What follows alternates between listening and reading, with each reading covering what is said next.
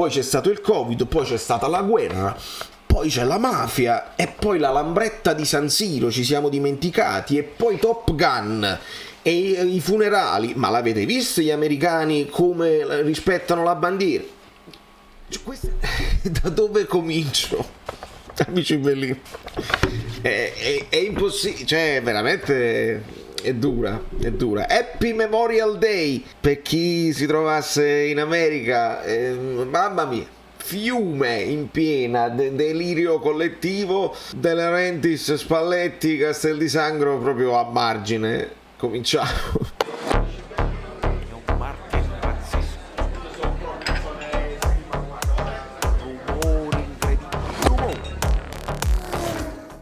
Allora, se non mi sbaglio, poi io questo nome Micco07 me lo ricordo già, quindi o è un ritorno, quindi bentornato, oppure qualche omonimia, potrebbe essere un'omonimia. Voi iscrivetevi al canale, fate le cose vostre per un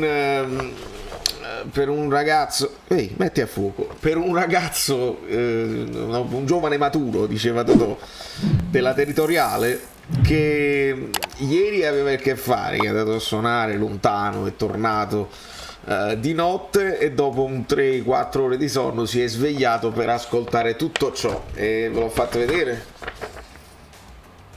Tutti c'è di si vede benissimo, e poi continua dietro perché, e poi guardi scritto piccolo perché non la finivano più, tenevano voglia, quindi mi lasciate un like per così mi schiarisco la voce e vi comprate la tazza sul fluido.net, siamo tutti a posto, voglio dire.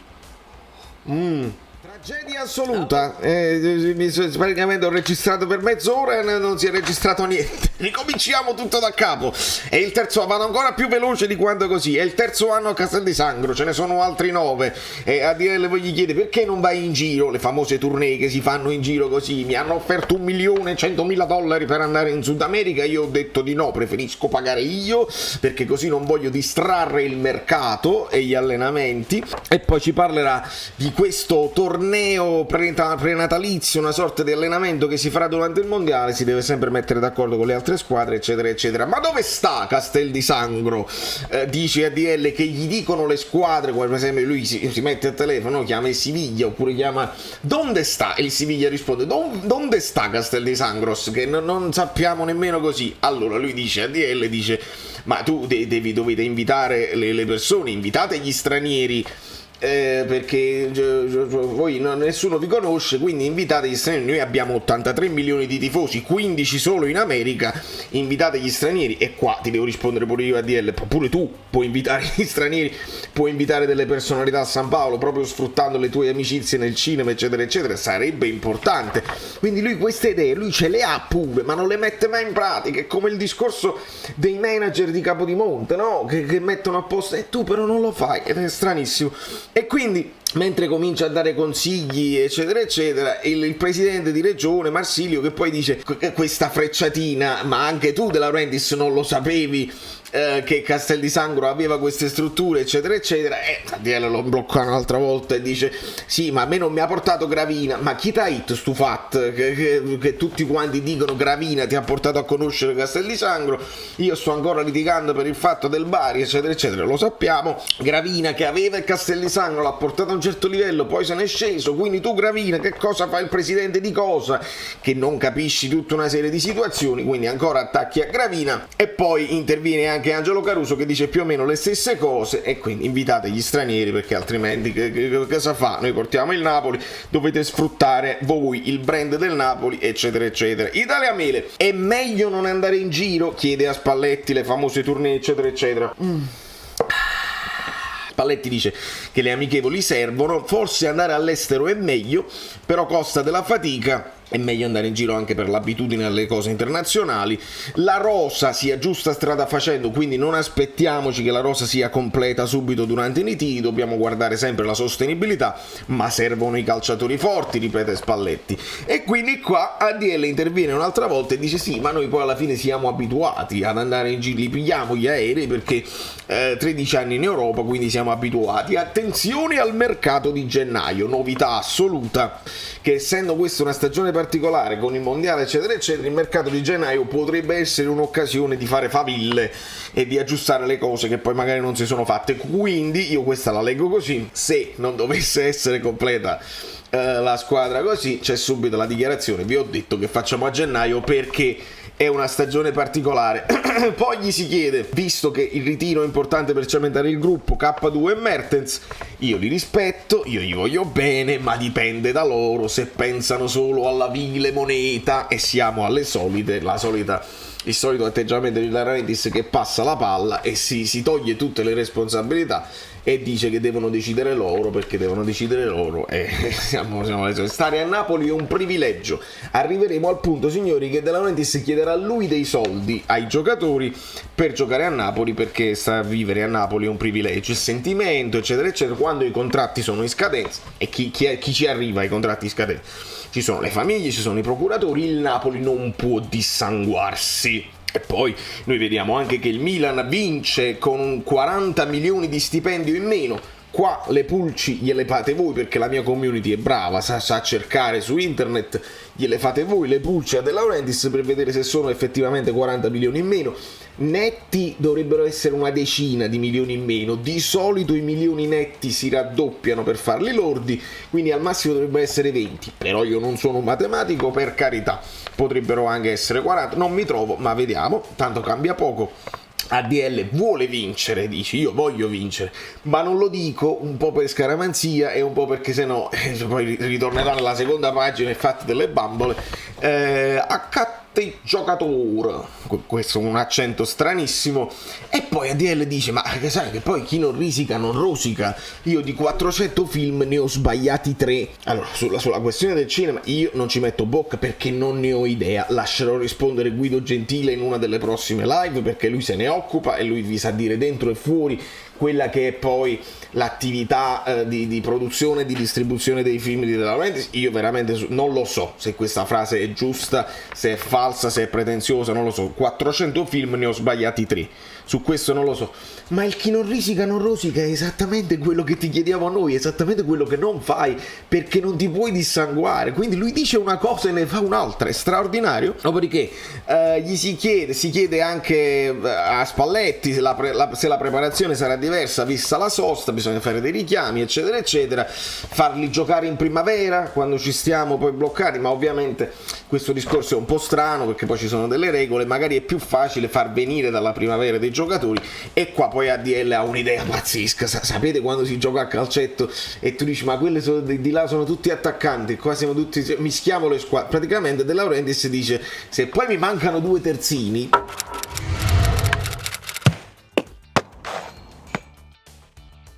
che magari sono stati chiamati in nazionale, io mi devo allenare, io devo chiamo l'Empoli o chiamo la Fiorentina, mandami un terzino, mancano 2 ali, mischiamo le squadre praticamente. Veramente siamo cioè, la fantasia più totale, veramente, di mischiare le squadre. E poi Walter gli chiede di Bernardeschi, di Cavani e di Vesino. Prima di arrivare a fare questi nomi, lui risponde: ma ti rispondo subito, tutti cedibili. No, ma non era questo il discorso, caro presidente, era sugli acquisti. E su Bernardeschi De Laurentiis ci conferma che l'ha trattato personalmente, poi però magari ne ha parlato con Spalletti, non è chiarissimo se il giocatore interessa come figura tecnica all'allenatore, perché poi non ne parla Spalletti. Insomma, trattato personalmente, il giocatore effettivamente interessava, allora le orecchie di alcuni operatori di mercato hanno funzionato, però non è detto che si faccia. Poi su Cavani e Vesino dice non mi risulta, e poi ci mette il carico da 90 ovviamente De Laurentiis e dice: un giocatore di 34-35 anni se gioca in porta è ok, è una cosa, ma in attacco, ecco qua, allora ci risiamo a Benzema che è troppo vecchio. Dici che non te lo puoi permettere, Cavani, è più facile, è più giusto, ti capiamo subito, ma non dire che sono vecchi gli attaccanti, perché poi il Milan ha vinto il campionato con Giroud e Ibrahimovic. Non dire che sono vecchi, è peggio perché poi noi ci ricordiamo tutto. Ha appena detto che Cavani non se lo compra perché è vecchio. ok? E ci aggiunge anche che non bisogna sfruculiare il pasticciotto, perché se poi la mosca diventa moscone, se poi non gioca, eccetera eccetera. In pratica io la leggo così: se mi prendo un attaccante che è ingombrante, poi non riesco a fare esplodere Osimhen, che è anche un discorso giustissimo, però poi devi essere pronto, perché lo dice anche De Laurentiis, che sarà una stagione lunga, si andrà in Champions, e se poi perdi i leader, attenzione, perché il discorso Mertens resta in piedi, perché poi se resta da solo Osimhen nemmeno va bene. Allora la grande squadra che vuole vincere, chi non risica non rosica, deve avere Ibrahimovic, Giroud, capite quello che significa? Se poi Cavani non viene, ma perché non lo può pagare, non lo vuole pagare, non lo può pagare. Quindi il discorso del moscone che rompe lo spogliatoio non regge, mi dispiace, ma non regge. E poi ci sarà una domanda strana dove non riescono, io qua ve lo chiedo voi nei commenti, i giovani eccetera eccetera, De Laurentiis i giovani, ma perché Di Lorenzo com'era prima? Di Lorenzo lo scopriamo adesso, veramente qua vado in difficoltà, ho avuto difficoltà, forse perché sono io assonnato, sicuramente era di facile comprensione. Gli si chiede delle maglie e De Laurentiis ci dice subito che con la figlia già ci sono quattro ipotesi, metti a fuoco il 4 ipotesi di maglie di Halloween. Non ci siamo. Perché poi lo dice stesso lui, prima del ritiro, speriamo di presentarle prima del ritiro o durante il ritiro, magari quello di Di Maro.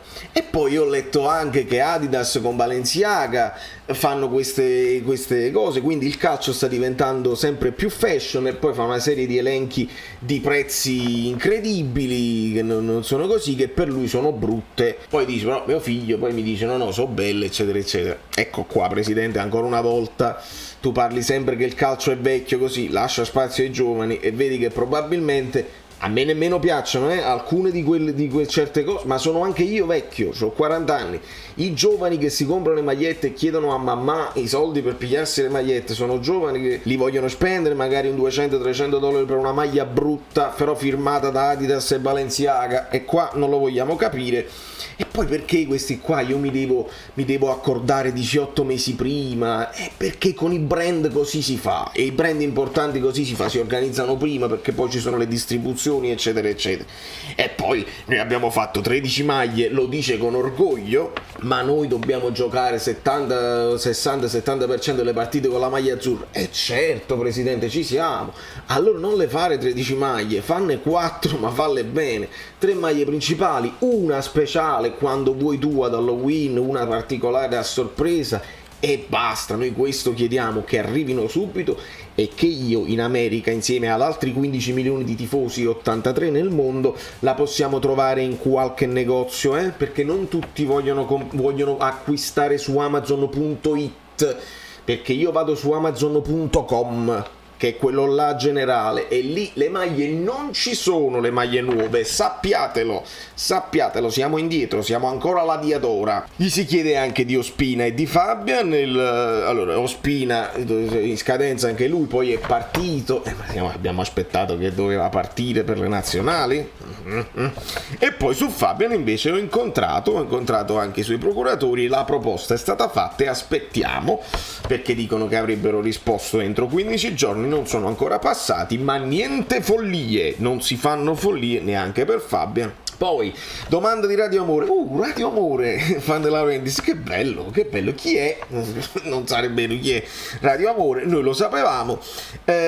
Si parla ovviamente del Monte Ingaggi, il Milan, eccetera, eccetera. Questo ridimensionamento non fa piacere, De Laurentiis completamente in delirio, non fa piacere che Ancelotti non veniva considerato dai tifosi. Fischiare il secondo posto, ecco, sul fischiare il secondo posto io sono d'accordo, me lo ricordo che il secondo posto era vista come una cosa che non bastava più, perché anche allora si voleva vincere, si veniva dall'anno di Sarri, ovviamente non si dovevano pettinare le bambole, questo me lo ricordo, ma che il tifoso avesse fischiato Ancelotti e che l'avesse esonerato il tifoso Ancelotti, su questo ho ancora dei dubbi, perché fino a prova contraria il presidente del Napoli sei tu, e quindi se tu credevi in un progetto e se credevi che Ancelotti poteva far bene recuperare dopo tutto quel macello, perché nel frattempo ha parlato pure Allan, è tornato al discorso dell'ammutinamento. Non me ne esco più da questo video, ma non è colpa mia. Se voi mi state ancora seguendo, lasciate un like e nei commenti scrivete non è colpa tua, non è colpa tua, noi ti seguiamo. E quindi chiude questo discorso con la Delia Piaciello: se ho mandato a fare in culo qualcuno di notte, io dormo bene, spengo la luce e dormo bene. Ma dopodiché bisogna girare pagina, perché si continua a parlare. Pensa di fare un allenamento a settimana a San Paolo, ci aggiunge in questo discorso i 30.000 euro di multa per quanto successo alla Spezia, farà ricorsi e controricorsi, non è giusto, io ho saputo che sono successe cose diverse. Gli addii e gli acquisti, quasi chiede a Spalletti, io vado in vacanza tranquillo per ora per ora, di volta in volta si vedrà, perché siamo di nuovo alle solite, e ve l'ho sempre detto che il Napoli il mercato lo subisce. Se arrivano delle offerte per i giocatori, allora il Napoli, Giuntoli avrà già la lista: se parte questo abbiamo 3-4 giocatori per sostituirlo, se parte quest'altro, questi altri giocatori. Quindi Spalletti si fiderà di Giuntoli e va in vacanza tranquillo. E poi battutina di Spalletti, dice: sugli allenamenti al San Paolo anche io sono d'accordo, su questo sono d'accordo, un po' come a dire, ma come forma di battuta, che sulle altre cose non è d'accordo con ADL. Siparietto, si stringono la mano, eccetera eccetera, sorrisi. ADL ci ricorda le 4 operazioni chiuse in velocità. Voi di questo non ne parlate, della Laurentiis, io di questo ne ho parlato e ho detto anche che sono contentissimo che il Napoli è stato veloce in queste operazioni: Kvaratskhelia, Olivera, Juan Jesus e Anghissà. Su questo siamo contentissimi. E poi torniamo a parlare, se no parliamo delle bambole, pettinate le bambole, eccetera eccetera. Gli si chiede come si aumenta il fatturato, si chiede a Bianchini, se non sbaglio, una figura nuova che sta nel Napoli da 6 mesi, e si parla del digitale e di fare aumentare il brand Napoli, che comprende, credo, anche il Napoli città. Risposte molto vaghe, non si è capito come si deve aumentare il fatturato. Dopodiché Umberto Chiarielli, eccezionalmente anche lui in conferenza, fa la domanda: il tifoso vuole vincere, fa tutto un preambolo e alla fine spiega che il sogno, se si toglie il sogno di vincere ai tifosi, ovviamente è complicata andare avanti, e qua va a ruota libera proprio De Laurentiis. Io credo che non abbia risposto nulla, perché poi alla fine lui dice: io ho vinto 70 biglietti d'oro. Ok, qualche volta sono arrivato secondo, eccetera eccetera, non mi piace arrivare secondo. Il calcio, perché poi sempre il paragone con il cinema, che è una roba completamente diversa. Il calcio è un sistema, ha un sistema che non mi piace. Poi dice De Laurentiis: ma se io preparo una Ferrari e poi i piloti non me la fanno vincere, mamma mia.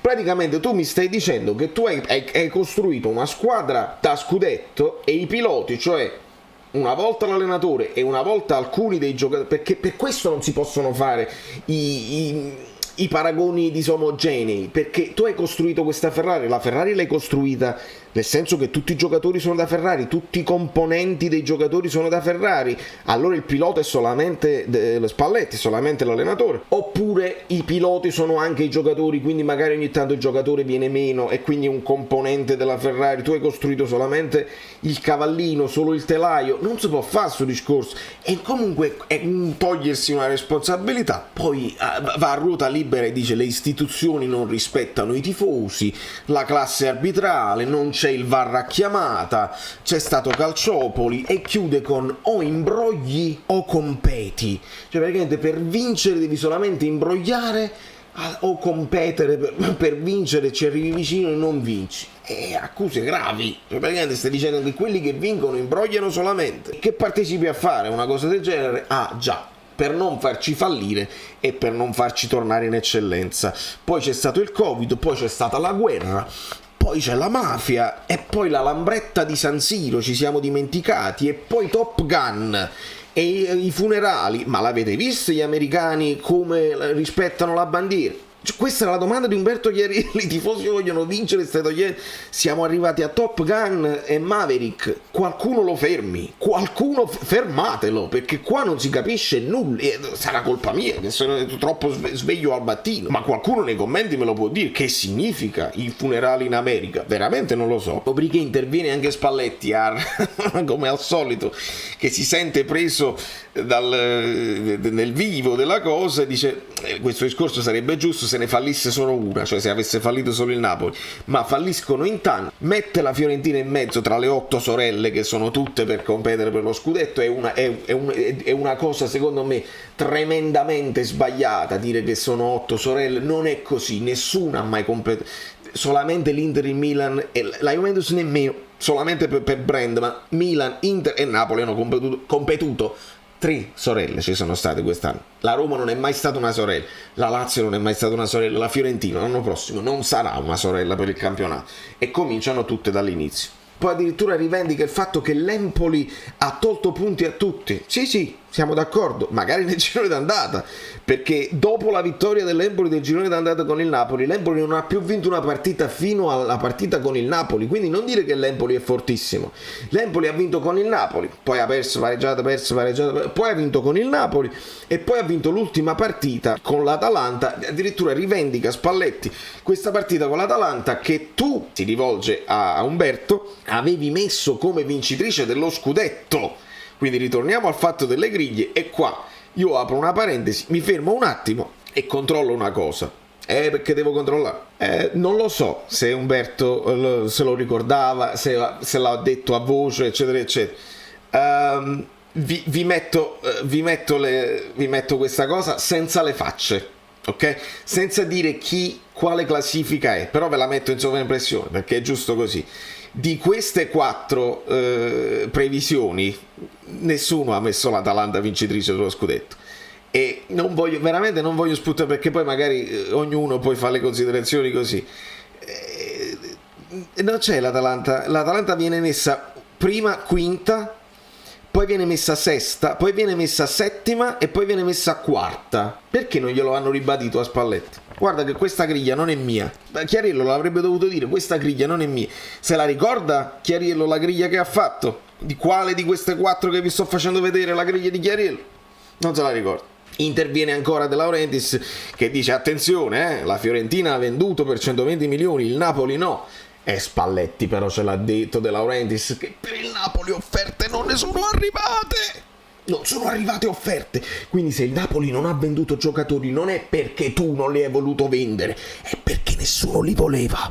È qua che manca la risposta dei giornalisti, è qua che il giornalista deve fermare tutto e deve intervenire e dice sì, ma non ci sono state offerte, quindi non sei tu che non li hai venduti, vuol dire che i giocatori non sono appetibili, non erano appetibili sicuramente perché avevamo mancato la Champions. Vi contraddicete.